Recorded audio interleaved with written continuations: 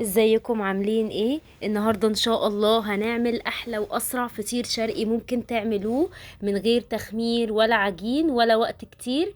مناسب جدا للجو الحر اللي احنا فيه ده. شايفين بقى شكله عامل ازاي؟ مليان بقى بالحشوة وطري وفي نفس الوقت مقرمش من بره زي ما انتوا شايفين كده. ممكن تحشوه اي حشوة انتوا حابينها.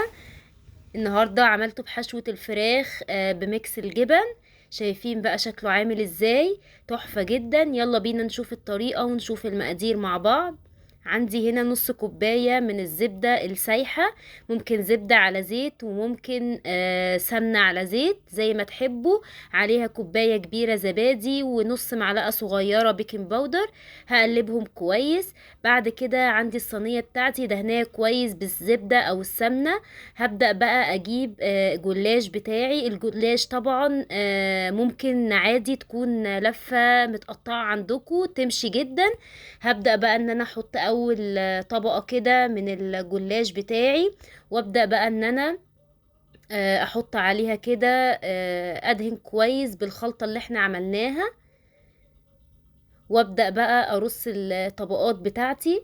وما تتضايقوش خالص لو الجلاش اتقطع منكم. عادي جدا. اهم حاجة بين كل طبقة والتانية ندهن دهنة من الخليط بتاعنا. عندي هنا الفراخ بتاعتي فراخ عادية مشوحاها مع ملح وفلفل وبهارات فراخ. هبدأ بقى ارص الخضار بتاعي. عندي فلفل متقطع وعندي زيتون وعندي بقى هنا ميكس جبن اي جبن انتوا تحبوها بس لو في جبنة رومي نقلل شوية عشان بتبقى حادقة. عندي جبنة موتزاريلا وجبنة شيدر بتبقى تحفة جدا. طبعا ممكن تحشوها سجق بيبقى جميل. هبدأ بقى اكمل رقات الجلاش بتاعتي بالشكل ده كده. بعد ما بخلص كل الكمية بدهن الوش بتاعها بباقي الخليط. وبدخلها على فرن سخن لحد ما تستوي معايا بس ما تاخدش لون جامد من فوق. بعد ما بتاخد لون خفيف كده بطلعها وارص باقي الجبنة بتاعتي والخضار بتاعي زي ما انتوا حابين. ممكن تسيبوها سادة خالص من غير اي جبن على الوش. بدخلها يا دوب بس تاخد وش كده من فوق.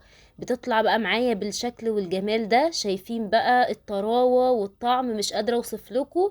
واكلة سهلة وسريعة ومناسبة للجو الحر اللي احنا فيه ده. مش هتاخد معاكم اكتر من ربع ساعة وتكون جاهزة بالشكل ده. هستناكم بقى تجربوها وتقولوا لي رأيكم. ما تنسوش لو عجبتكم الوصفة تعملوا لي لايك وشير وتشتركوا في القناة وتفعلوا الجرس علشان يوصل لكم كل جديد.